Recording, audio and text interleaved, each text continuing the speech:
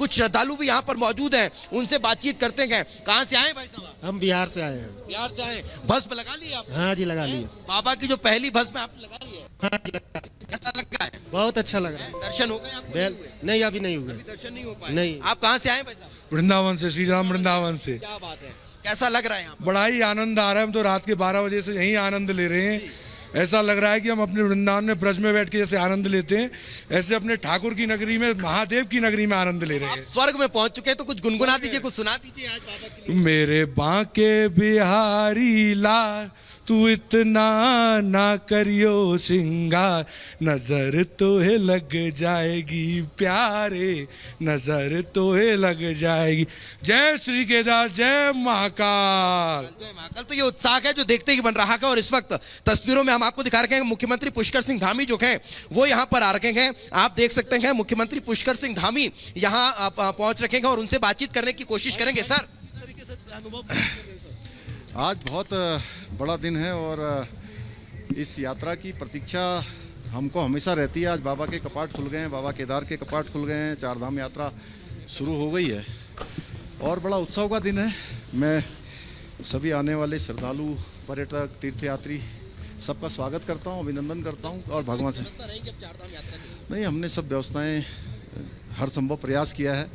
यात्रा एक कठिन होती है, आप सबको पता है, लेकिन उसके बावजूद भी हमारा प्रयास रहेगा कि सबकी यात्रा बिना किसी विघ्न बाधा के हो, सकुशलता से हो, परेशानी कम से कम हो। रजिस्ट्रेशन बहुत ज़्यादा हुए हैं, तो क्या उस हिसाब से व्यवस्था बन पाएगी? निश्चित रूप से व्यवस्था बनाएंगे, हर वर्ष व्यवस्था बनाते हैं, इस वर्ष भी व्यवस्था बनाएंगे। जो भी श्रद्धालु आएंगे कोशिश होगी कि सबके दर्शन हो। पहले दिन का कोई आंकड़ा मिल पाया है कि कितने श्रद्धालु पहले दिन दर्शन कर रहे हैं? अभी कर ही रहे हैं, थोड़ी देर में आएगा आंकड़ा और बड़ा आंकड़ा है ये। पूरे देशवासियों का मैं स्वागत करता हूं, अभिनंदन करता हूं। हमारे प्रधानमंत्री आदरणीय मोदी जी के नेतृत्व में केदारपुरी का और केदार धाम का नवनिर्माण का और पुनर्निर्माण का कार्य यहाँ पर बहुत तेज़ गति से आगे चल रहा है। 3 चरणों में काम हो रहा है। जल्दी ही केदारपुरी अपने नव स्वरूप में होगी। यहाँ पर माननीय प्रधानमंत्री जी ने रोपवे का शिलान्यास भी कर दिया है, रोपवे का काम भी शुरू होगा, जिससे आने वाले श्रद्धालुओं को आसानी से बाबा केदार की यात्रा कर पाएंगे। आज पहली जो पूजा है वो माननीय प्रधानमंत्री जी के नाम से ही हुई है, आदरणीय नरेंद्र मोदी जी के नाम से। हर बार उनके नाम से होती, क्योंकि वो बाबा केदार के अनन्य भक्त हैं और अपने भक्त को बाबा ने इस पूरी केदारपुरी के नवनिर्माण और पुनर्निर्माण का कार्य सौंपा है, उनको मौका दिया है। सर, काशी कॉरिडोर और महाकाल लोक के बाद अब आप केदार बाबा के इस पूरे लोक के निर्माण की बात कर रहे हैं, पुनर्निर्माण की, कितना वक्त लग सकता है? नहीं, वक्त देखिए 2024 तक हमने इसका वो लक्ष्य लिया है कि हम 2024 तक इसको पूरा कर लेंगे। लेकिन आप जानते हैं ये यहाँ पर बहुत बर्फबारी होती है, 6 महीने यहाँ पर काम नहीं होता है और कठिन हिमालय क्षेत्र है, लेकिन हमारा फिर भी प्रयास है कि जल्दी से जल्दी यहाँ का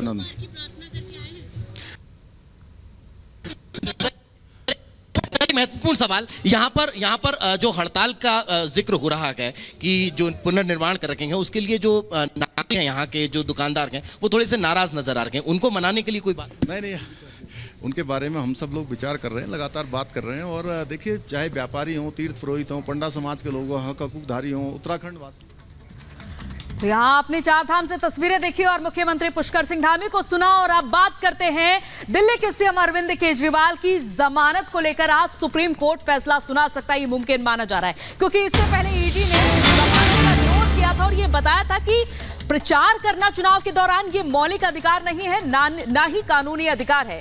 लेकिन जो हलफनामा दाखिल किया गया था सीएम अरविंद केजरीवाल की ओर से उनके अंतरिम जमानत को लेकर के, अब आज सुप्रीम कोर्ट इस जमानत याचिका पर फैसला सुना सकता है। चुनाव प्रचार के लिए आज उनको ये अंतरिम जमानत मिलेगी या नहीं मिलेगी, ये फिलहाल आज तय होने वाला है। लेकिन सुप्रीम कोर्ट के फैसले से पहले ईडी का हलफनामा आ गया। जी हां, केजरीवाल के अंतरिम जमानत अर्जी का विरोध ईडी ने किया है। जमानत से गलत परंपरा शुरू होगी, ये ईडी कह रही है। चुनाव प्रचार करना मौलिक अधिकार नहीं है ईडी, क्योंकि एक तरफ जमानत की बात कही जा रही तो दूसरी तरफ ये एक विरोध स्वरूप ईडी का हलफनामा आ गया है। अखिलेश हमारे साथ सीधे जुड़े हुए हैं, अखिलेश का रुख कर लेते हैं। अखिलेश, क्या होगा, राहत या आफत बरकरार रहेगी? ईडी ने विरोध शुरू कर दिया है और कहा कि गलत परंपरा शुरू हो जाएगी अगर अरविंद केजरीवाल को बेल मिलती है तो। देखिए, पहली बात तो ये होगी कि जिस तरह से आपने देखा होगा पिछले 2 या 3 हियरिंग से गर्मा गर्म बहस हो रही है दोनों पक्षों में, या ईडी की तरफ से सॉलिसिटर जनरल हों या उनके वकील केजरीवाल के अभिषेक मनु सिंघवी हों।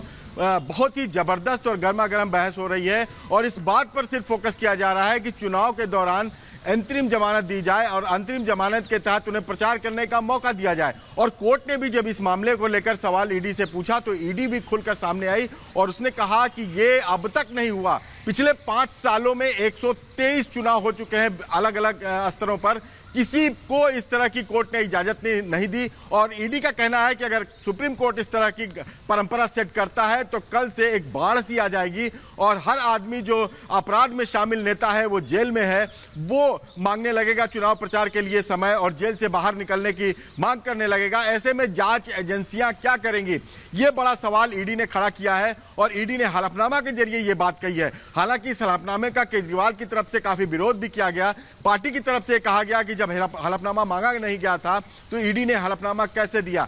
दूसरी तरफ जो सवाल सुप्रीम कोर्ट के हैं वो अपनी जगह कायम है। उनका कहना है कि जब कई महीने पहले के बयान के आधार पर आपने चुनाव के नोटिफिकेशन के 5 दिन बाद गिरफ्तारी किया तो क्यों नहीं इनको चुनाव प्रचार की इजाजत दी बिल्कुल, जाए। और अब ये देखना होगा कि आज क्या कुछ फैसला आता है। इस पर सभी की निगाहें टिकी हुई है। बहुत बहुत शुक्रिया अखिलेश तमाम जानकारी के लिए। चलिए अब रुक करते हैं तमाम बड़ी खबरों के लिए 2 मिनट में भारत का।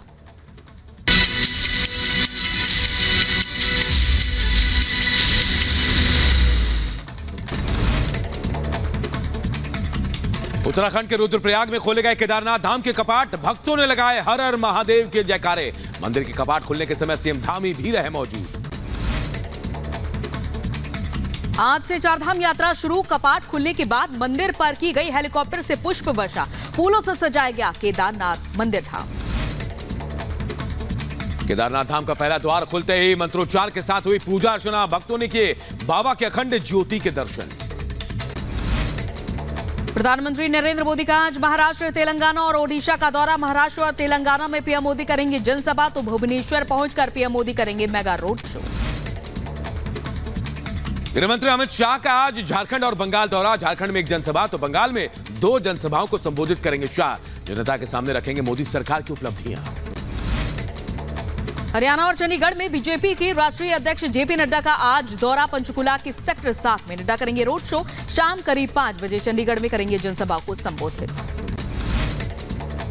कन्नौज, कानपुर में सपा और कांग्रेस की संयुक्त जनसभा। अखिलेश और राहुल रैली को करेंगे संबोधित। कन्नौज लोकसभा सीट से प्रत्याशी हैं अखिलेश यादव। आज जेजेपी और कांग्रेस के विधायक हरियाणा के गवर्नर से मिलने जा सकते हैं। आज दोनों ने ही बीजेपी सरकार को अल्पमत की सरकार बताकर गवर्नर से मिलने का समय मांगा है। हरियाणा के पूर्व सीएम भूपेंद्र सिंह हुड्डा ने राजभवन को पत्र लिखकर राज्यपाल से समय मांगा। मध्य प्रदेश की बैतूल लोकसभा सीट पर 4 बूथों पर आज फिर वोटिंग होगी। मतदान सुबह 7 बजे से शाम 6 बजे तक हो रहा है। ईवीएम मशीनों में नुकसान की वजह से चुनाव आयोग ने आदेश दिया था। बिहार के 2 मतदान केंद्रों पर भी आज होना है पुनर्मतदान। बिहार के खगड़िया लोकसभा क्षेत्र से 2 मतदान केंद्रों पर फिर से होगी वोटिंग। ईवीएम में तोड़फोड़ की वजह से दिया गया है आदेश। ईडी ने सुप्रीम कोर्ट में दाखिल किया हलफनामा। ईडी ने केजरीवाल की जमानत अर्जी का विरोध किया। कहा चुनाव प्रचार करना मौलिक अधिकार नहीं है।